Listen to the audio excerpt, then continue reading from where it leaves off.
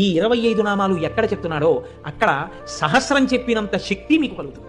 అంత గొప్ప నామాలు నేను చెప్తాను, మీరు కూడా చెప్పండి.